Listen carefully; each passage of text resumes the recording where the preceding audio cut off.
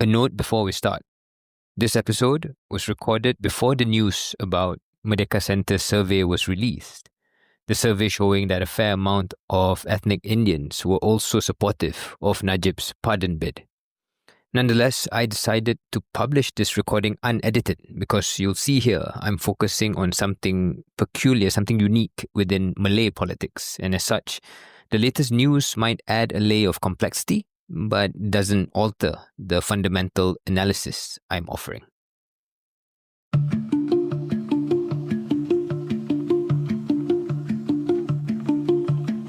Over a dinner a number of weeks ago, an Australian friend of mine who works here asked me a question. What are they demonstrating about? He was referring to the rally held for Datuk Sri Najib Razak in January, following the revelation of that royal decree we all now know about, which was meant to let him serve his already shortened prison sentence under house arrest. The question sounded simple enough, but the reality and trying to explain it are a tad more complicated. Welcome to Subtext with Shahril Hamdan. You're listening to episode 2.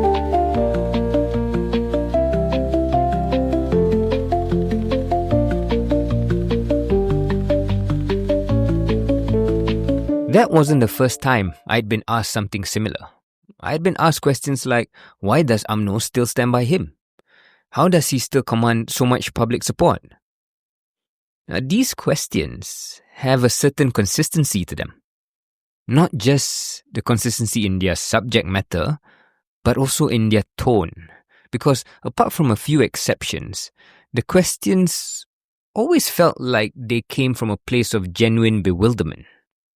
The people asking me these questions, when they were asking these questions, it didn't feel to me like they were judging Najib supporters. So this is not antagonism, it's not outrage, it's more curiosity. And maybe, just maybe, a little bit of disbelief. I suspect they also assumed I held some unique insight because of my history, my association with UMNO. There's also another pattern. These questions usually came from the urban cosmopolitan crowd, people who lean towards Pakatan Harapan. These were not your typical UMNO or PAS supporters.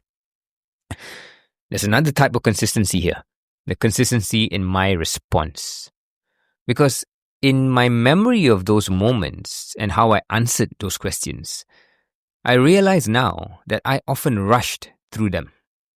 I would offer some superficial description or explanation, maybe because, if I'm honest, a full considered response would have meant confronting uncomfortable things. Not just about Najib or UMNO, but about myself, about the choices I make, the choices I made, and maybe about Malaysia itself.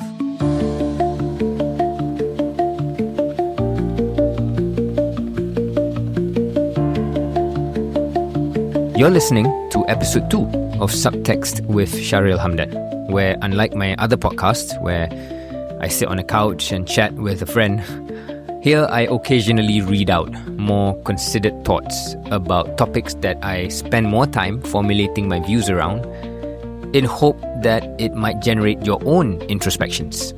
If you haven't listened to episode 1, which was on Fashion Valet and the scandal surrounding it, I hope you will. It's available on the same feed you're getting this episode on. On this episode, I'm tackling the question I've received many times over recent years. Why does Najib retain so much support despite everything that's been revealed?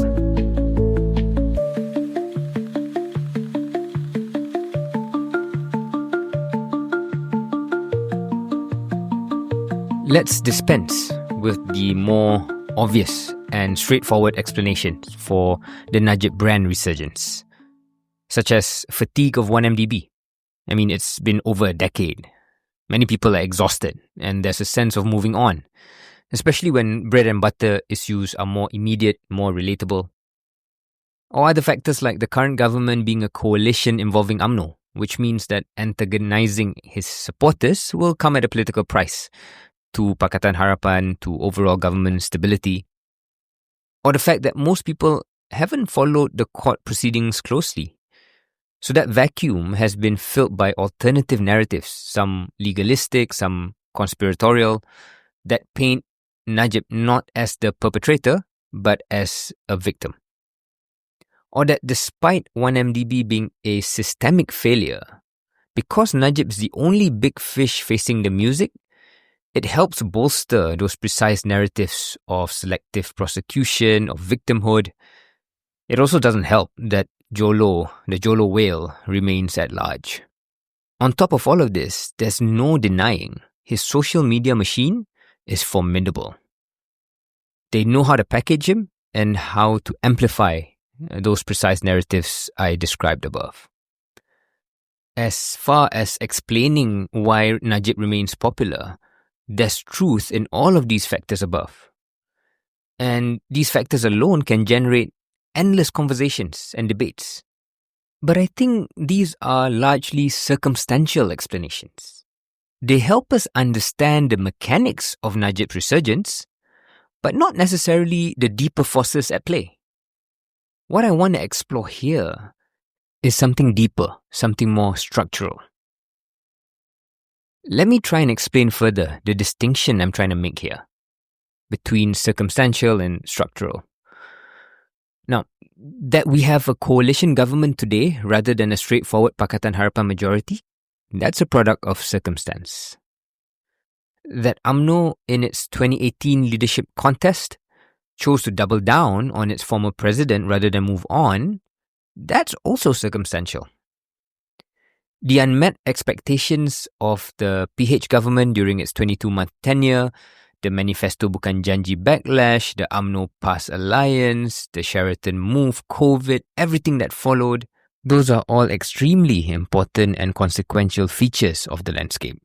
And any of these moments, handled differently, could have led to a very different outcome. I mean, what if UMNO had elected a different president in 2018? What if PH had delayed its push for ISED? What if the now iconic Malu Apa Bosku clip had not gone viral? It's easy to go down that rabbit hole of what ifs. And yet, while these what ifs are interesting, intriguing, they're not always illuminating. They don't tell us much about the deeper forces that made certain outcomes likely in the first place. They don't explain the subtext, the social, cultural, political undercurrents that create the conditions where a figure like Najib can remain relevant, even resurgent, and mythologized, at least in a world different from the one occupied by likely listeners of this podcast. And that's what I'm attempting to do here, to shine just a soft light into that world, of which I consider myself to have been both insider and outsider. Such was my complicated time in UMNO. For a delicate topic like this, I feel I should stress, at no point am I claiming that my take is complete or is authoritative. Neither is it going to offer up a neat clinical explanation. And it's definitely not meant to be an exercise in espousing moral absolutes or righteous indignation. That's not what this podcast is about. All I hope to do is give you a somewhat novel perspective to then provoke further introspection, yours and mine. Think of this more as a provisional analysis. So if you're here for easy, finished conclusions, be forewarned, you might not be satisfied. But if, like me, you're interested in peeling back the layers to go beyond the surface of one issue, one man's appeal, to then try and glean insight into the fabric of Malaysia's socio-culture, socio-polity, to be slightly pretentious, then listen on.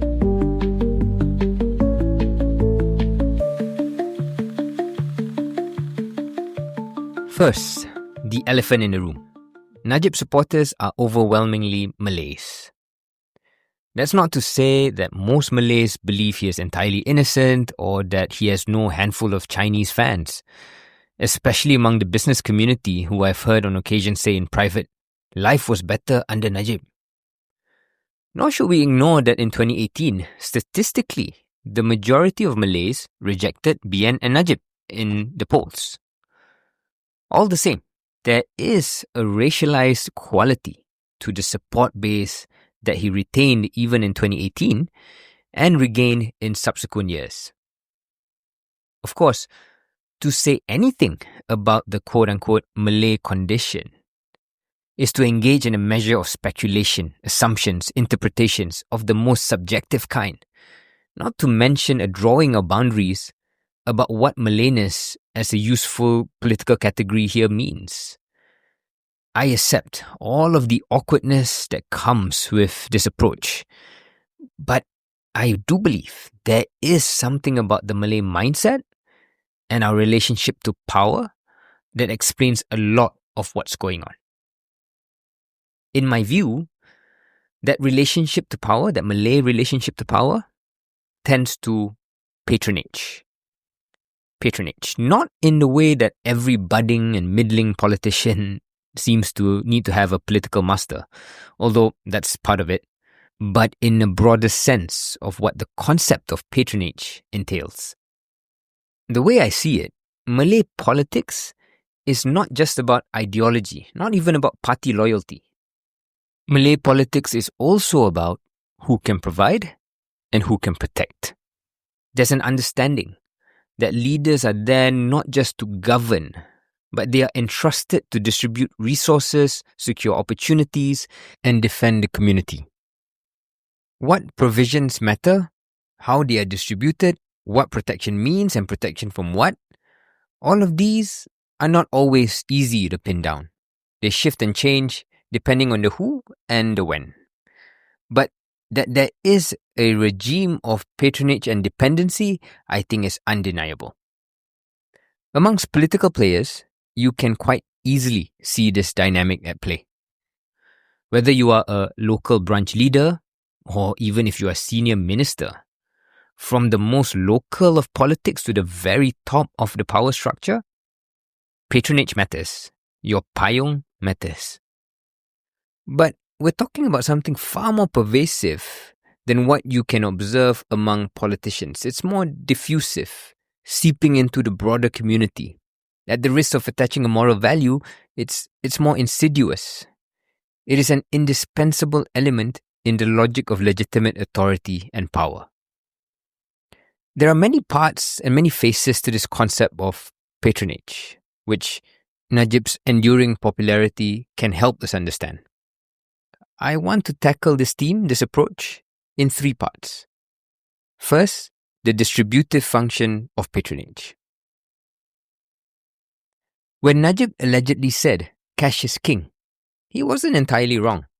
Not in a crude sense of people trading support for money, but in a more profound way. Economic security is currency, and patronage means distributing it and being credited for it. I've lost count of how many times I've heard people say, quote, "I don't know much about 1MDB, but I know under him we got Brim," referring to the cash transfer program that despite multiple rebrands remains inextricably tied to his name. To be clear again, being a patron par excellence does not mean ensuring every individual receives direct economic benefit. That would be quite impractical. In fact, an objective analysis of fiscal transfers or small-scale infrastructure spending might even show that his successors as PMs maybe spent more. But for this projection of patronage to hold, it suffices that there was a visible network of recipients and beneficiaries. Whether the relative who got a scholarship, the fisherman, the next village over who received generous allowances, or the local political warlord with largesse to dish out, as long as there was a visible network of recipients and beneficiaries that were attributable to him, then that's where you saw the presence of patronage. So the face of patronage here is subtle. It's as much about belief as it is reality. It contains elements of handing out assistance, yet it's not as crass as just handouts. It isn't strictly about the ledger who gave more. It's about the zeitgeist. And when we talk about the zeitgeist rather than just bone-dry facts, then we enter the second branch of this observation about patronage. which is about nostalgia. Nostalgia that is required to produce and sustain that zeitgeist.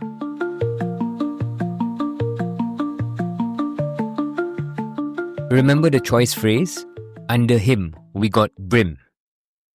Here's the thing. I only started really hearing this alongside other romanticisms about Najib's era after the 2018 elections. It seems to me, if I'm suggesting that patronage is a central theme to what we're dealing with here, and I am suggesting that, then I have to acknowledge that we're dealing here with a sense of a patronage lost, a patronage that becomes viscerally important by its perceived absence.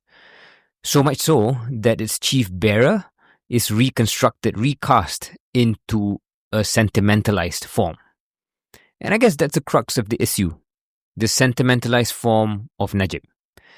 The image of Najib today, the Najib that has captured the imagination of his supporters, is not quite the same as the Najib who governed Malaysia before 2018. Under his administration, when it was live, his patronage was real, but it was also messy, imperfect, transactional. He was still the subject of criticisms from within UMNO, from rival factions, from a Malay electorate that wasn't always satisfied. His political machinery distributed benefits, but it wasn't all conquering. But post-2018 and in his absence, there was a steady and palpable narrative shift in the Malay political conversation. Before, Brim was seen as just another cynical government scheme. After, it was a symbol of his generosity. Before, Najib's economic policies were debated, criticized, sometimes resented. After, they were romanticized as a golden era of stability. Before, his role as a patron was part of a broader, imperfect system. After, it became a central pillar of his mythos. So it was not when Najib was in power that he became the ultimate patron. It was after he fell, when people could compare what they had with what came after. I hear you ask, what did come after? Was it so bad? Yes, the Mahathir interregnum, the 22 months, wasn't perfect, but it wasn't an unmitigated disaster, was it? I hear you ask, what was so terrible about the months and years after Najib that made people miss him so quickly after they voted him out? In case it's not yet clear, I'm not asking us to relitigate the past. Not in any objective sense, at least. I'm asking us to be interested in what's in the structure, what's in the unseen makeup of the collective reality of a segment of our population that make them feel a certain way about the past. One misreading that happened after the 2018 elections that ushered the downfall of BN and Najib was the assumption that because many Malaysians united in rejecting what they had come to see as excesses typified by 1MDB, that meant they were also ready to embrace something radically new. On the contrary, what became clear quite quickly was that old anxieties and old divisions remained at the forefront. To be sure, anxieties are not exclusive to one group or one community. But given the subject at hand here, you'll understand that I'm focusing on one. So far, I've touched on the distributive function of patronage. I've also suggested the role of nostalgia in crystallizing and elevating certain beliefs about the patron into wider consciousness. The third and final piece of this reflection about patronage is its paternalistic function, or simply put, its role in making the community feel more protected. The way I've experienced it, Malay political identity is fundamentally preservationist and conservative, in a literal sense of the word. It's less go forth and conquer. It is more what we have, we hold. Because if we don't hold it, people will take what's ours. To get into the weeds of why these feelings exist might be one level too deep for our purposes here. Briefly, I think it's got to do with certain resentments about economic inferiority, about indigenousness to the land and how it hasn't correlated with life outcomes, and how we've dealt or not dealt with colonial hang-ups. But whatever is driving it, this defensive posture, this conservative posture, this siege mentality, it exists. And in this mental formation, the enduring Malay anxiety, the worst thing imaginable, is the loss of political power in one's own country. Political power here is something held dear as both an intrinsic good to be desired for its own sake, and on the other hand, also an instrument, something that is justified to further a legitimate economic agenda. In all my years in Malay politics, one of the most common sentiments I would hear in speeches, in warungs, said a million different ways but essentially conveying the same thing: without political power, the Malays have nothing and could suffer in their own land. Merempat di bumi sendiri. That is the core anxiety. Again, it's vibes over any sense of objective facts. The question isn't about precisely what political power can or has brought the community, how much this political power has actually furthered economic outcomes. The mere thought of losing political power is unbearable, unconscionable even. A quick detour. You see this preservationist conservative complex, this defensive posture, in many things played out in public. From topics like religious guidelines for attending non-Muslim events to affirmative action, the NEP. In the typical Malay political response to these topics, it's not that the Malays are insecure of their own faith or doubt their own capabilities. Defensiveness and preservation doesn't equal being scared, being afraid. That's a misreading, one that even I have made in the past. The point of all of these is often to affirm boundaries and distinctiveness of what is mine and therefore not yours, to affirm and defend a symbol of political supremacy that cannot be lost. That's what these things are typically about. And the most popular Malay politicians are the ones who can best perform this function. Okay, end of detour. How does all of this fit with Najib? To his supporters, he represents the last administration when you could hang your anxieties about the loss of political power at the door. That anxiety was always there. As I discussed, the presence of anxiety is a feature, not a bug. But you had someone to take care of it for you.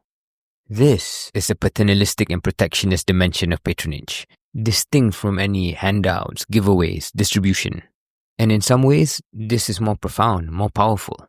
Whatever Najib was or wasn't, he had the name, he had the heritage, he had the party, he had the presence and the vocabulary to make at least some Malays feel that the guy in power is our guy, looking out for us.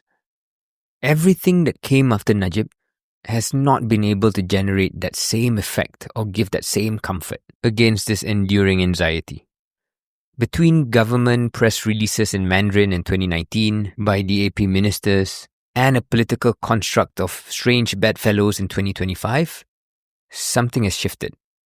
The anxiety of political power slipping and seeping away has become heightened, not reduced. For a political culture that is fundamentally conservative, these changes and the void they've generated are disconcerting and leads to a yearning for a surer past, especially when nobody, including the current opposition who trades on identity politics and surely would love to take up that mantle of a resurgent Malay political power, has had the requisite presence, charisma, or credibility to do so. And I guess this is how political myths are born and sustained. Not when a leader is in power, when their actions are messy, complicated, criticized, but in their absence. And that nostalgia taps into something deeper, a communitarian anxiety, the anxiety of losing power, of losing control. He represented a kind of certainty, a sense that for all of his flaws, his was a patronage in charge, someone who understood the anxieties of his people and played that part well. His absence has left a void that no one, neither his successors in government nor the opposition, has been able to fill, at least so far. I know For some of you, this might all sound a bit much, a bit weird. Given what we know about the excesses, you might be asking, how can people possibly feel that he was looking out for the average Ali or Ahmad? But I hope you see that in some important ways, he did and still does come across as such. And by the way, that's also why Malay grassroots appeal is a far more subtle skill than simply trying to come across as salt of the earth or marhain or pretend to be B40. Bangsawans like Najib can be pretty popular and have serious folk appeal among people whose lives and lifestyles couldn't have been more different than his.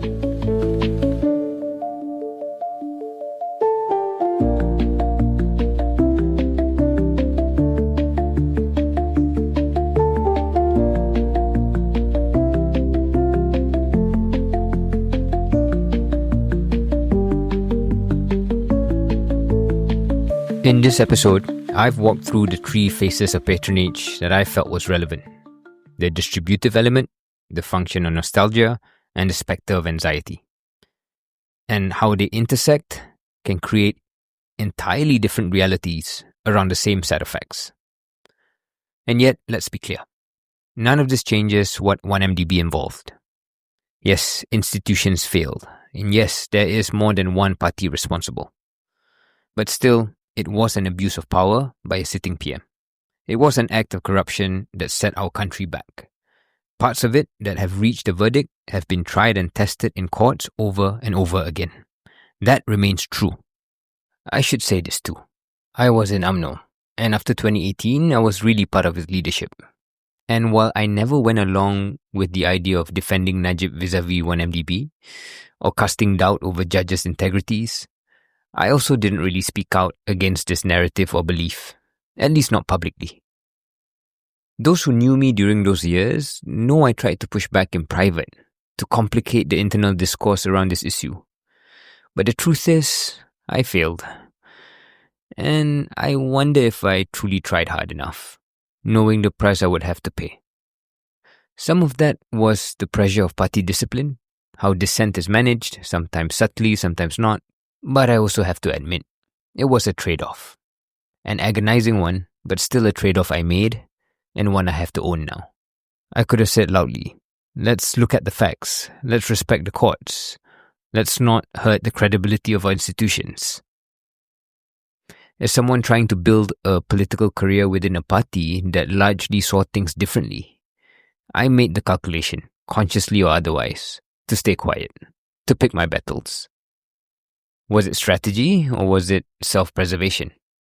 The honest truth is probably both, somewhere in between. But it wasn't just that. Being inside the party influenced the way I saw things. It conditioned what felt urgent, what felt acceptable, what truths could be ignored just a little longer, and what felt like someone else's fight. Looking back, I don't say this to excuse myself. I say it because it's important to acknowledge how other considerations, be it proximity to power, career goals, or simply the desire to fit in, can dull your instincts, shift your frame, make you hesitate when clarity is needed most. As another podcast said recently, insincerity is an overused explanation for why people do what they do. Often politicians are quite good at convincing themselves of what they have to be in a particular moment. It's a discomfort I sit with, and one reason I try now to ask better questions, not just of others, but of myself. And above all else, I say all this because it ties back to the larger story I've been trying to tell here. That what we believe, what we're willing to question, what we dismiss out of hand, is often less about evidence and more about environment. See, it's easy from the outside to wonder how anyone could still support Najib.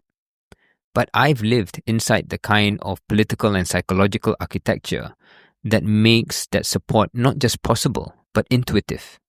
The narratives we adopt, they're not always imposed. Often, they're absorbed. And once they're in place, they don't just resist contradiction, they reshape it. Which is why understanding these beliefs, especially when we don't share them, requires more than judgment. It requires curiosity, about how those beliefs were built in the first place, and a willingness to examine where our own were built too.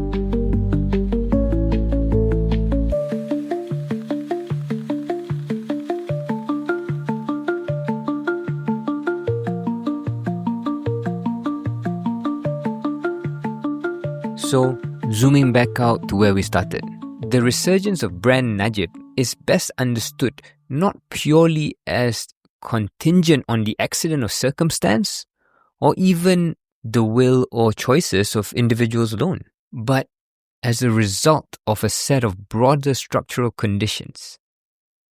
Part of why I'm even doing this is obviously to suggest that we be aware of those conditions, but also be self-aware of where we sit in that frayed structure. Because someone else who sees the world differently is also a full member of that structure. He's just sitting somewhere else.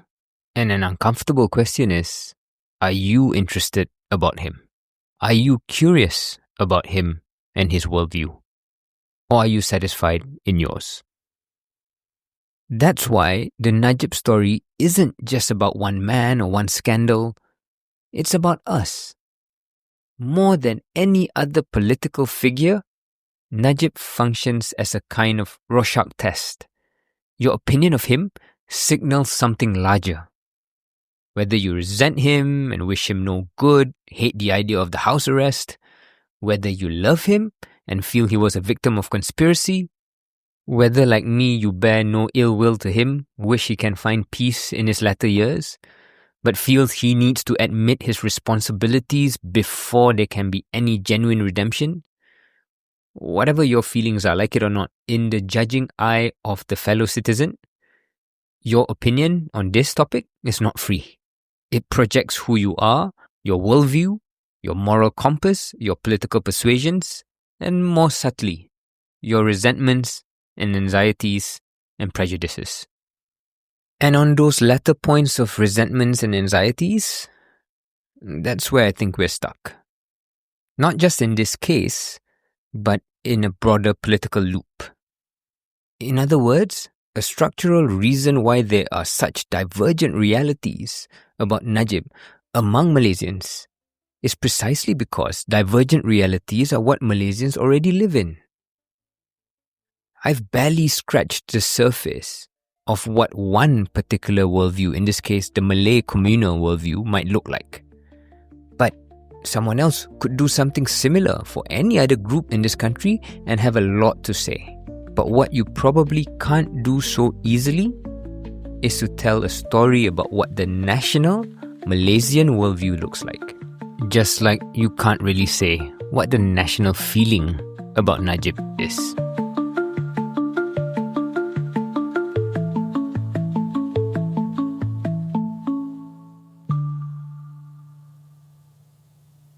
You've been listening to episode 2 of Subtext with Shahril Hamdan. This episode was written and read by me and produced by Faye Elias. As always, thank you for listening and feel free to share some feedback or comments on the platforms you are listening this on.